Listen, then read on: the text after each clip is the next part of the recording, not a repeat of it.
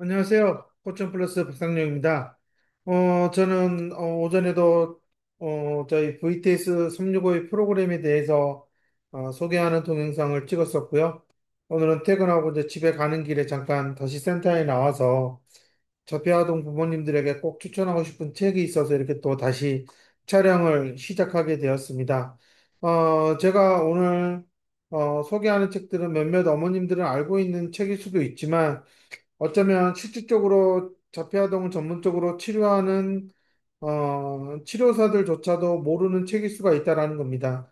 워낙 제목 자체가 어떻게 보면 대놓고 표지에 자폐아동 부모들의 필독서라는 내용이 적혀져 있지 않기 때문에 이 저자를 아는 사람일지라도 부모님일지라도 치료사일지라도 손뜻 이게 또 자폐아동에 관한 책일까라는 생각을 갖기 때문에 아무래도 이 책을 선뜻 사서 읽지 못할 거라고 생각이 들어서 제가 이 책을 좀 사서 읽어보면서 이거는 좀 진짜 자폐아동 부모님들 특히 이미 아이가 10살 이상 초등학교 3학년 4학년 이상이 되었다면 이 책만큼은 꼭 읽고 앞으로의 아이의 그런 치료 방향이나 교육 방향 그리고 앞으로 아이랑 어떻게 살아가야 될지에 대해서 방향을 세우는데 너무나 큰 도움이 되는 책 같아서 제가 소개를 꼭 하고 집에 가야 되겠다는 마음으로 이렇게 촬영을 하게 되었습니다.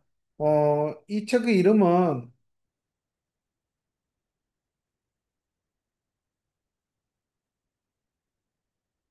잠깐만요.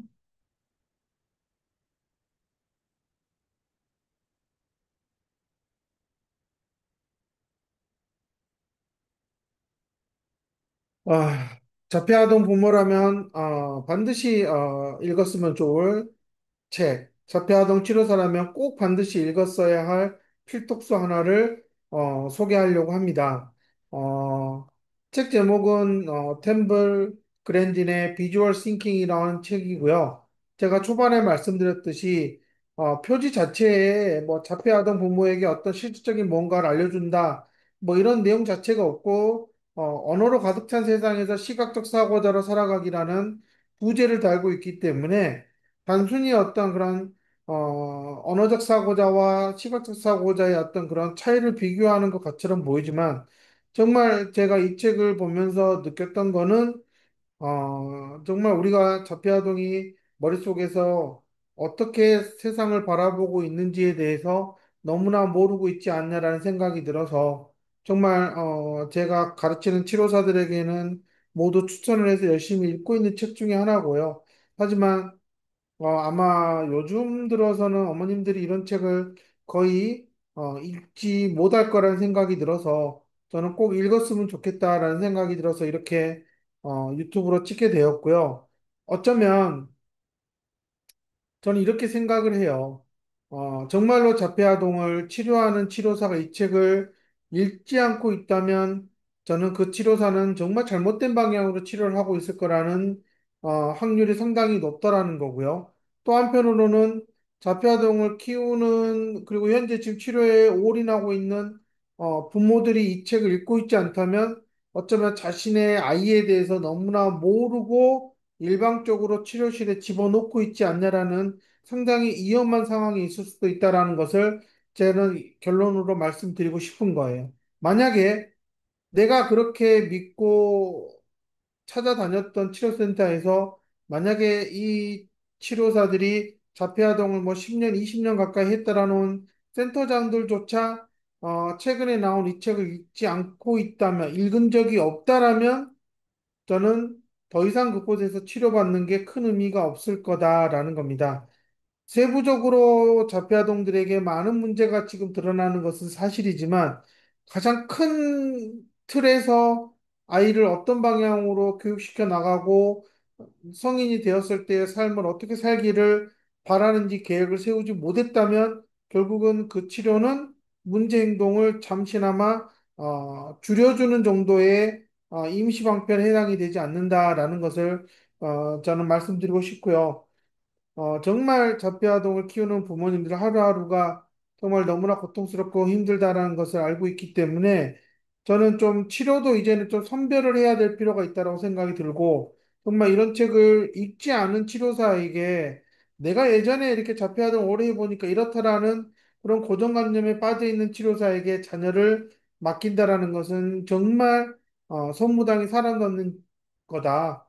그렇기 때문에 저는 이 책을 정말 어머님들이 몰래 몰래 정말 읽고 정말 자폐아동 치료센터를 선택하는 데 있어서 신중해야 되지 않을까라고 생각을 합니다.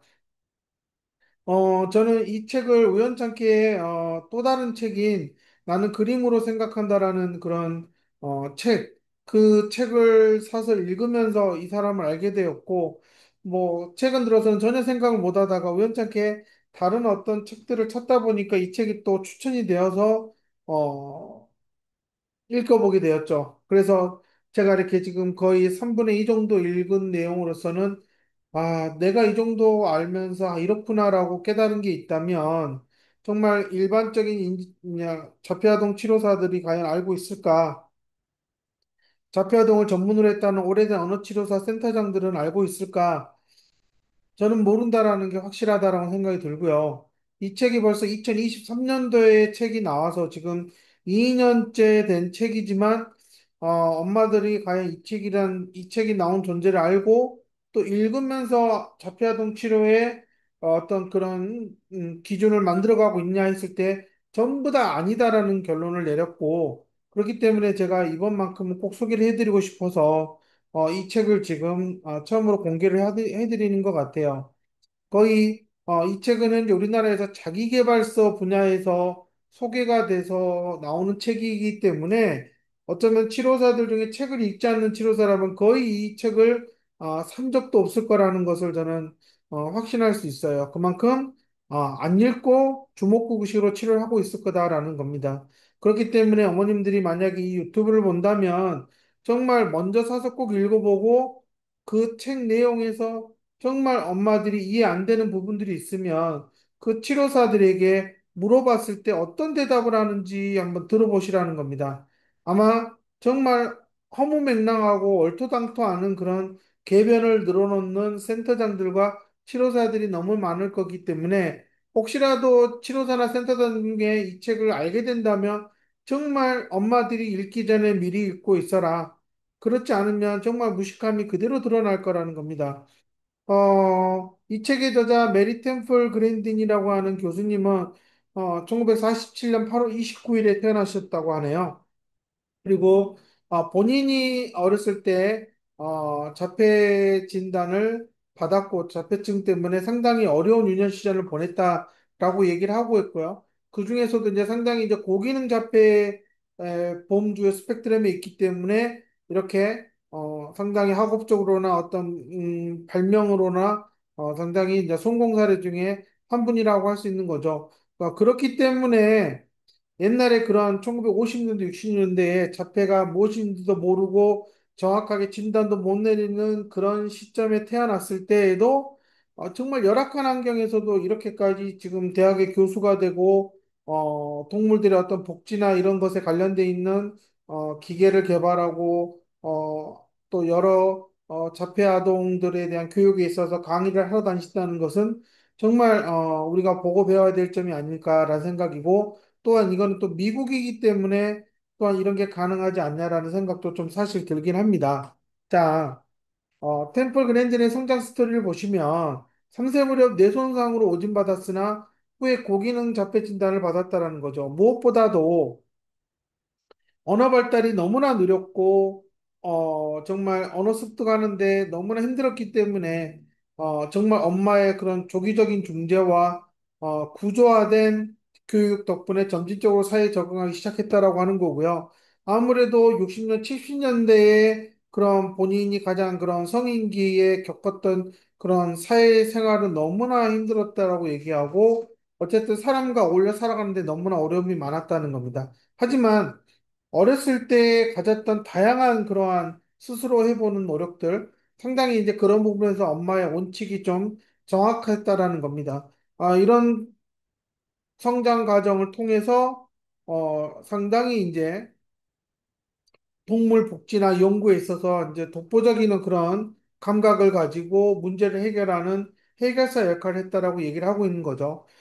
가장 대표적인 게 이제 소나 돼지 등의 도축 및 운반 과정에서 동물의 불안 반응을 시각적으로 이해하고 그에 기반한 시설 설계 개선에 이끌었다라는 겁니다. 정말 이거는 언어적인 사고자들이 생각할 수 없는 오직 시각적 사고자만이 소돼지들이 느끼는 그 불안감을 정확하게 주변 환경과의 그런 여건을 고려했을 때 볼 수 있었다라고 얘기를 하는 거고요. 사실 정말 여성으로서 이렇게 이런 가축 도축 설비나 이런 분야에 있어서 독보적으로 설계를 하고 또 건축을 하는 그런 선두적인 역할을 했다라는 것은 상당히 이분이 자폐를 앓고 있는 성인으로서 정말 사회에서 엄청난 시련과 도전을 겪었다라는 걸 알 수가 있겠죠. 현재 이분이 쓴 책은 총 네권의 책이 있고요. 나는 그림으로 생각한다는 책은 우리나라에 지금 소개가 되어 있는 책이기 때문에 정말 본인이 어렸을 때부터 어떻게 사회가 나를 바라봤고 그런 과정에서 자신이 어떻게 엄마의 그런 전폭적인 지지와 중재를 통해서 독립적인 생활을 할 수 있게 되었는지 그런 과정에서 자신이 언어적 사고가 힘들었던 거는 자신은 시각적 사고의 전형 중에 하나였다라는 것을 소개하고 있는 책이 이제 나는 그림으로 생각한다라고 하는 책이고 이 책은 자폐아동 엄마들 사이에서 조금씩은 읽혀가고 있는 것 같아요.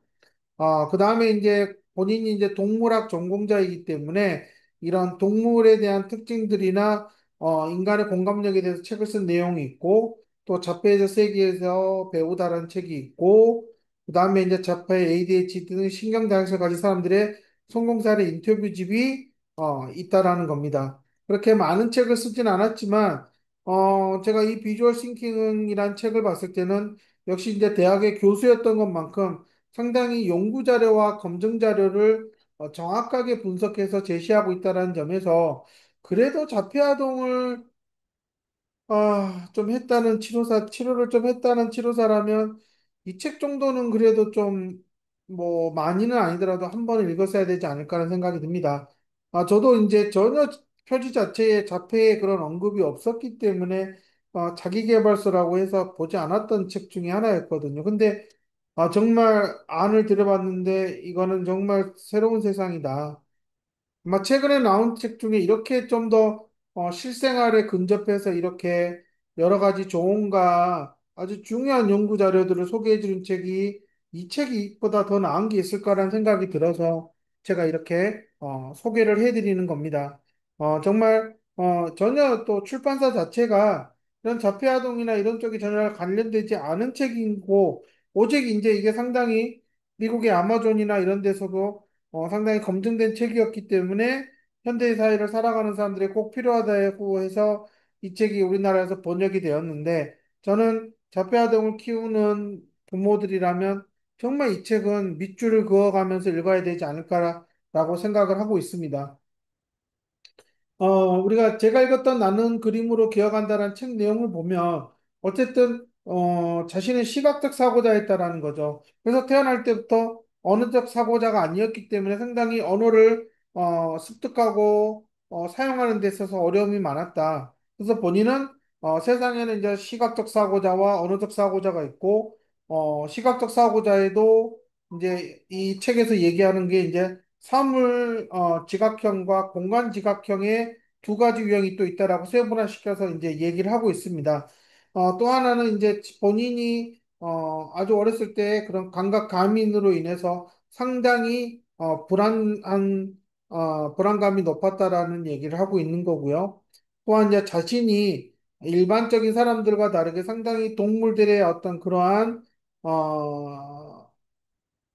감각, 동물들을 바라보는 시각이 남달랐기 때문에 이렇게 동물들을 위한 시설을 디자인하고 설계하고 건축하는 데 상당히 혁신적인 아이디어를 많이 얻었다라는 얘기를 하고 있고요. 어, 자폐아동들 중에 뭐 많이들 사용하고 있는 어렸을 때 있는 압박 제공 장치라고 하는 감각 안정 도구 또한 개발했다라고 소개를 하고 있고 이거는 자폐증이라는 용어보다는 신경 다양성에서의 어떤 특이한 특징이다라는 쪽에서, 초기에는 언어적인 것보다는 좀 이미지 중심의 교육이 더 필요하다. 그리고 또 하나는 어찌됐든 구조화된 교육이라는 겁니다. 즉, 체계가 있어야 된다라는 것에 상당히 중요한 메시지를 담고 있는 책이다라는 겁니다. 분명히 자폐아동 치료사들이라면 어떻게든 이 책은 조금 읽었던 사람들이 있지 않을까 싶지만 비주얼 싱킹은 거의 않고 있다라고 생각이 들기 때문에 말씀을 드리는 거죠. 제가 이 책의 이제 중요한 부분들 항상 이렇게 밑줄을 치면서 제가 책들은 그렇게 읽어가는데 몇 가지 부분을 조금만 더 얘기를 해보자면 언어로 가득 찬 세계에서의 시각적 사고자는 상당히 힘든 삶을 살 수밖에 없다라고 하고요. 그 내용을 좀 보시면 퍼니의 연구 보고서에서는 다른 사람들과 다르지 않은 편향된 시각이 엿보인다. 그는 사고가 주로 언어적이며 얼핏 생각할 때보다 언어와 더 밀접하게 연결되어 있다라고 주장한다. 감각적이고 감정적인 요소와 함께 이미지화가 이루어진다고 인정하면서도 그건 극히 일부에 불과하다는 것이다. 나도 때론 혼잣말을 한다. 가축 설계 프로젝트에 푹 빠져 있을 땐 혼잣말을 큰 소리로 내뱉기도 한다. 하지만 내 마음은 단어들이 출렁이는 바다의 뗏목이 아니다. 온갖 이미지로 가득 찬 대양이다라는 겁니다. 거의 대부분의 자폐 아동들은 이런 언어적인 것보다는 훨씬 더 이미지에 더 시각적 추구가 강하다라는 게, 왜 그런지에 대해서 이분은 자신이 어렸을 때 그렇게 머릿속으로 많은 이미지를 떠올리면서 해왔다라고 얘기를 하는 거죠. 음. 또 하나는 나는 오랫동안 자폐증을 앓는 사람 모두가 시각적 사고자라고 오해하고 있었다. 나중에 알고 보니 스펙트럼상 일부는 대단히 언어적인 사람들이다. 하지만 아이들은 대부분 초기엔 시각적 사고를 하는 성향이 있다. 맨체스터 대학교의 심리학자 그레이엄 히치와 동료들은 아이들이 기억 속의 의문 단서보다 시각 단서에 의존하는지 확인하고자 아이들의 정보 처리 방법을 연구했다. 그 결과 아동의 시각 기억은 더 많이 침투된 의문 요소에 의해 가려진다라는 사실을 알아냈다라고 합니다. 그만큼 어렸을 때는 상당히 시각적 정보에 많은 영향을 받게 된다라는 거죠. 하지만 이 우리나라 같은 경우도 거의 이제 한두 살 돼서 말을 하기 시작하면 상당히 이제 언어적인 자극이 너무나 많아지기 때문에 그런 언어적인 자극에 따른 소리를 의문으로 분석하고 하는 그런 의문 루프에 더 많은 기능이 집중되다 보면은 결국은 이 아이가 상당히 시각적 기억을 더 많이 사용하고 있음에도 더 중요성이 떨어질 수 있다라는 얘기를 하는 것입니다. 저는 좀 이렇게 제가 지금 이렇게 몇 가지 캡처한 사진들을 보면서 말씀드리는 것은 정말로 자폐아동 부모님들이 내 아이가 어렸을 때 언어 발달이 왜 느리고 왜 이 아이들이 자꾸 시각적 추구를 하고 어떤 물건에 집착하고 되는지에 대해서 막연하게 자폐아이니까 그런다라고 생각하고 그렇게 설명하는 많은 치료사들에게 고개를 끄덕이고 있는데 그러면 안 된다는 얘기를 말씀을 드리고 싶은 겁니다. 또 하나 내용을 보시면 심리학자이자 데이터 분석가인 가브리엘라 코페널 곤잘레스가 아동의 주요 의사소통수단을 언어의 우월성을 추적해 몇 가지 사실을 발견했다. 곤잘레스에 따르면 5세까지는 시각적 단기 기억에 크게 의존하지만 6세부터 10세까지는 언어 처리를 더 많이 사용하고 10세부터는 성인과 흡사하게 언어적 단기 기억에 의존한다는 겁니다. 보다시피 이제 언어적 단기 기전에 의존한다. 언어 체계와 시각 체계가 발달하면서 아이들도 언어적 사고를 더 많이 하게 된다. 연구진은 성인의 단기 기억에 관한 선행 연구도 조사했다. 예상과 달리 모든 성인이 정보를 먼저 언어로 처리하는 것은 아니었다라는 겁니다. 여기 아래 보시면 이제 뭐 서류파를 깔끔하게 정리한 사람은 파일러이고 무더기로 대충 쌓아놓은 사람은 파일러다 이렇게 지금 되어 있는데 이게 이제 언어적 사고자와 이제 시각적 사고자의 어떤 그런 대표적인 이제 언어적 비율을 이렇게 소개하고 있습니다. 천재는 대개고 대부분 이제 파일러다라고 합니다.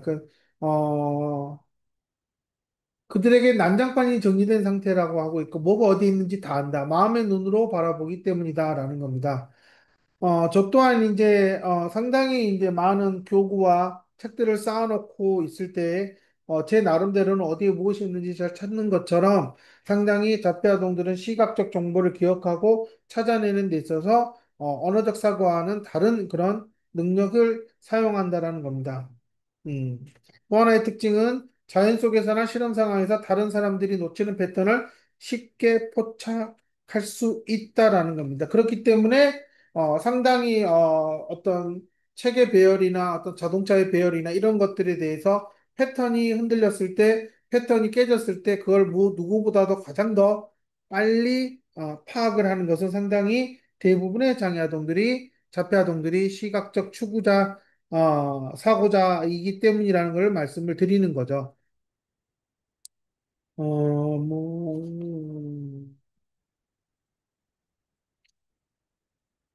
음,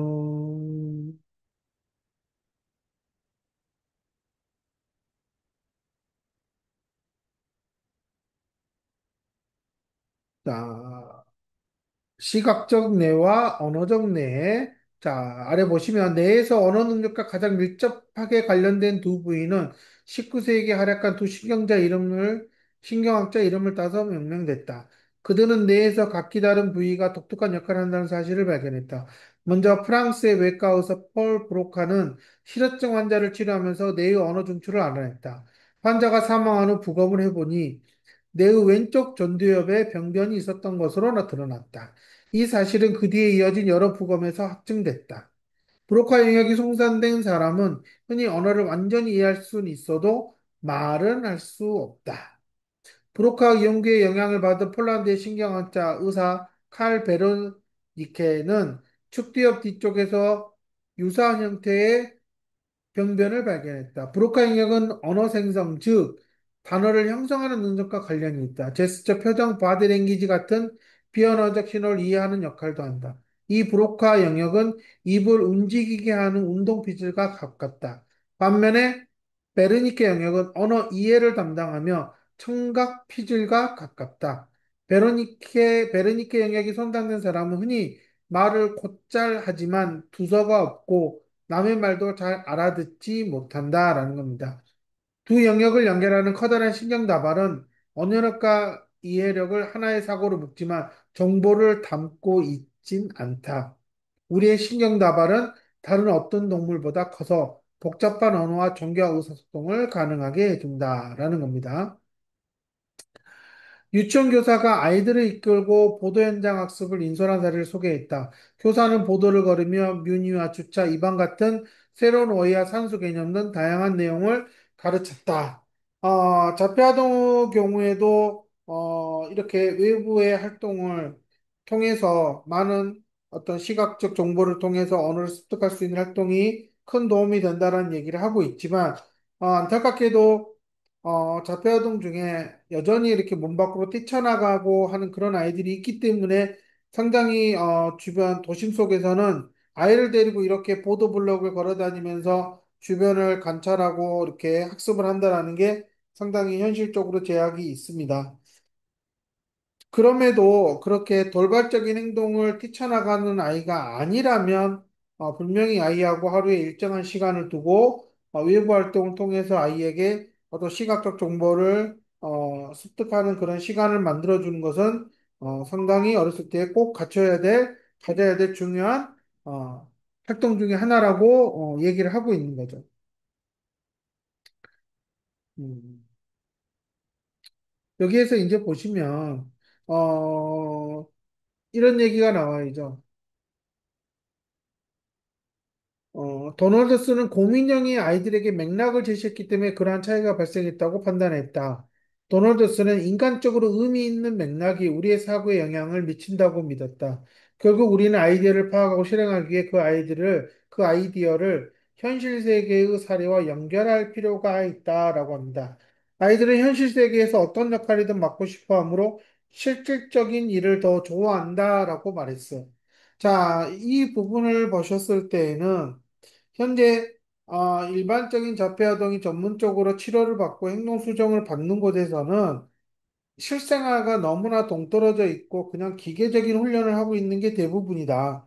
그렇기 때문에 이 아이는 현실과 동떨어진 그냥 어떠한 그런 모방과 그런 보상에 따른 동작이 강화되는 훈련에 너무나 흔히 몰빵을 하고 있다는 겁니다. 그렇기 때문에 현실적으로 집에서는 또다시 부모와 같이 살기 위해서 이 아이는 부모와 또 전쟁을 치러야 되는 것이죠. 저는 이게 상당히 이분법적으로 가고 있기 때문에 자폐 아동들이 크면 클수록 문제 행동은 더 늘어나면 늘어났지 줄어들지는 않고 있다라는 것을 말씀을 드리고 싶은 거예요.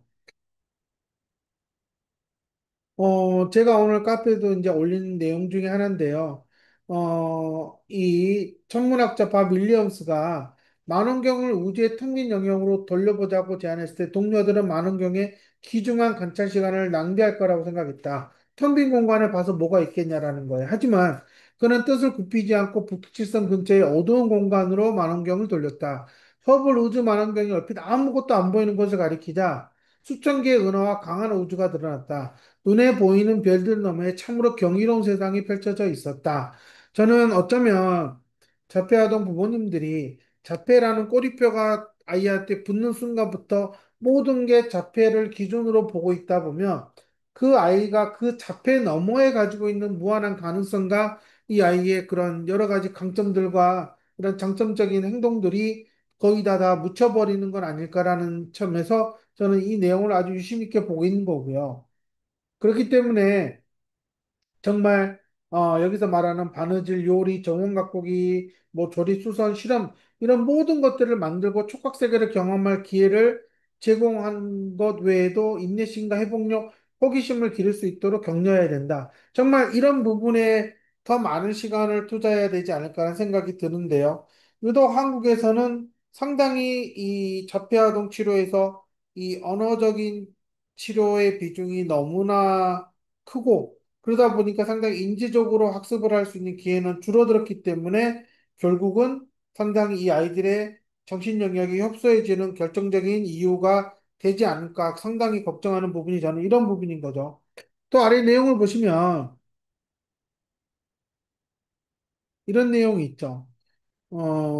동네 아이들과 자전거를 타고 코카콜라 병익 공장에 가기로 했을 때 나는 어머니에게 차로 데려다 달라고 졸랐다. 어머니는 내 청을 들어주지 않았다. 거기 가려면 자전거 타는 것부터 배워야 했다. 물론 기어이 배웠다. 우리 어머니는 엄하긴 했지만 내 길을 꺾지 않고서 능력을 최대한 발휘하게 하는 법을 귀신같이 알고 있었다라는 겁니다.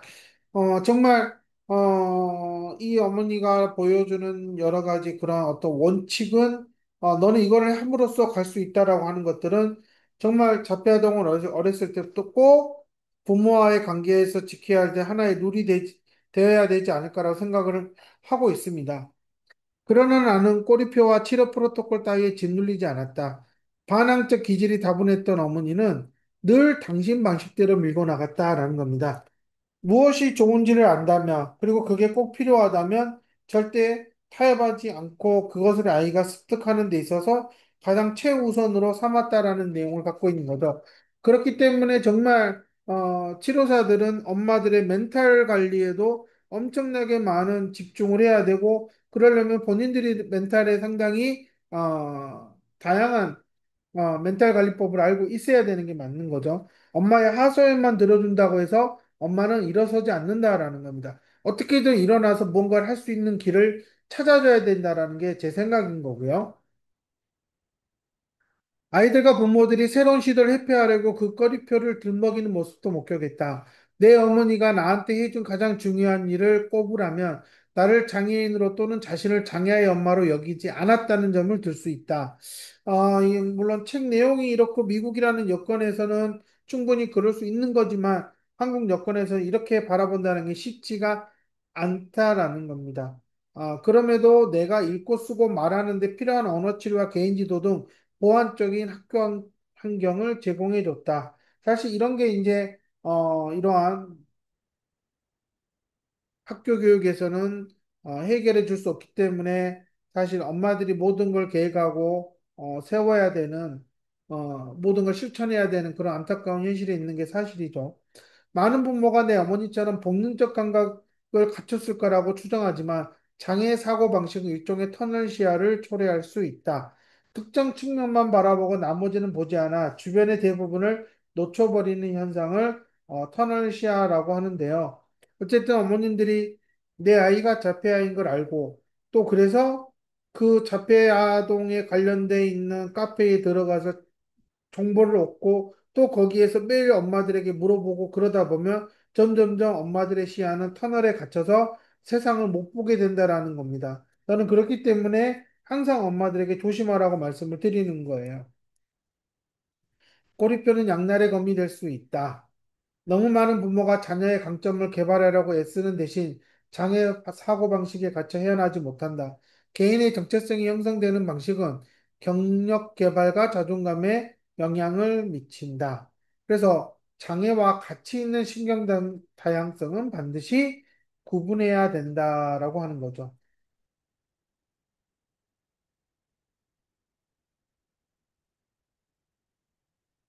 그래서 여기에서는 이제 그런 자폐아동으로 이렇게 진단이라는 말 대신에 행동 프로파일을 부르고 싶다라고 얘기를 하고 있고 나는 또 고기능 자폐와 저기능 자폐란 용어를 없애자는 주장에 동조한다. 차라리 언어적 자폐와 비언어적 자폐로 부르고 싶다라고 한다는 거죠. 이분 자체가 이제 상당히 언어적 사고자와 이런 이제 시각적 사고자의 어떤 그런 기준을 두고 있기 때문에 분류하는 것들에 대해서 본인이 직접 경험한 것을 확신하고 있기 때문에 그러지 않나라고 생각이 드는데요.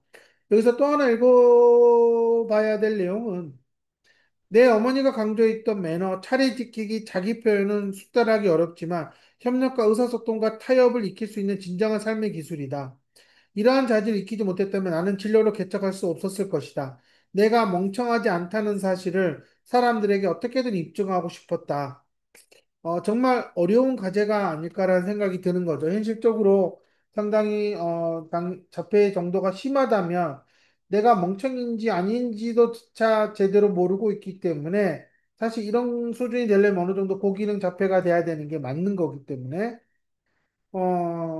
그게 크나큰 동기였다. 업무 능력은 학업 능력과 상당히 다르다. 당연한 이야기처럼 들리겠지만 학생은 시간을 지키고 예의 바르게 행동하며 단정하게 차려입어야 한다. 아울러 마감 시간을 지키고 과제를 성실히 수행해야 한다. 이런 기본 매너를 익히면 정중히 부탁하고 호의에 감사할 줄 알게 될 뿐만 아니라 나중에 동료가 바보 같은 짓을 해도 욕설을 내뱉지 않게 된다라는 겁니다. 상당히 여기서 이제 기본 매너라고 하는 것들을 한국의 엄마들이 많이 놓치고 있다라고 하는 거죠. 아무래도 학교라는 생활을 해야 된다라는 과정에서는 어떻게든 학습에서 너무나 차이가 나고 눈에 띄지 않아야 된다라는 것 때문에 하다 보면 정말 이런 기본 매너를 배우는데 한계가 있다라는 거죠. 학회에서 만난 부모나 교사와 이야기를 나눌 때 장애 꼬리뼈가 붙은 똑똑한 아이들에게 일하는 방법을 전혀 가르치지 않는다는 말을 들으면 나는 충격을 받는다. 정말 우리나라에서는 자폐아동이 직업을 갖고 일한다라는 그 개념에 대해서 정말 백지 상태이기 때문에 아마 이분이 한국에 와서 현실적인 자폐아동 성인들이 뭐 하고 있냐고 물어봤을 때 아마 충격을 받지 않을까 하는 생각이 좀 드는데요. 여기서 소개하면 쇼핑, 은행 계좌 관리, 청구서 납부 같은 기본 기술조차 안 돼 있다라는 걸 얘기하는 거죠. 또 이분은 이런 얘기를 해요. 남다른 사람들이 일터에 기여하는 재능과 기술은 애초에 그들의 니즈에 맞는 방법을 파악하느라 겪는 일시적인 불편함을 훨씬 능가한다. 이제 이 책의 뒷부분에서 이제 상당히 이제 약간 자폐 성향을 가진 사람들이 가진 천재성에 대해서 얘기를 하고 있고, 이러한, 진화 발달 과정에 있어서, 이러한 자폐 아동이 가지고 있는 여러 가지 어떤 특이한 천재성들이 어쩌면 일반 사람들이 해결하지 못하는 것들의 해결책을 제시하는 경우가 많다라는 내용을 또 책에서 얘기를 하고 있어요. 제가 이렇게 지금 뭐 다 읽진 않고 한 3분의 2 정도를 읽은 내용으로 이렇게 소개를 했는데 저는 자폐아동을 키우는 부모님들이라면 꼭 이 책은 읽어 보셨으면 좋겠다. 그리고 앞으로 살아갈 세상에서 정말 이 아이들이 독립적이고 그런 자주적인 생활을 하기를 원하신다면 정말 이전에 틀에 박힌 그러한 자폐아동 치료가 아니라 정말 아이가 생각하고 그에 맞춰서 해결책을 찾을 수 있는 인지적인 능력을 갖추는 쪽으로 가야 된다라는 게 제 생각이고 저는 이런 치료 관련 일을 하기 시작할 때 정말 인도라는 그런 열악한 여건 속에서 여러 가지 발달 장애를 앓고 있는 아이들을 봤었고요. 그랬을 때 그 친구들이 컸을 때 너무나 부모들과 행복한 얼굴로 사는 것을 보았단 말이에요. 확실히 우리보다 경제적으로 열악한 곳인데도 불구하고 저는 그랬을 때 정말 우리나라 같이 이렇게 모든 여건이 좋은 데서 왜 아이들은 점점 불행해질까라는 게 저는 아직도 이해가 되지 않는 부분이에요.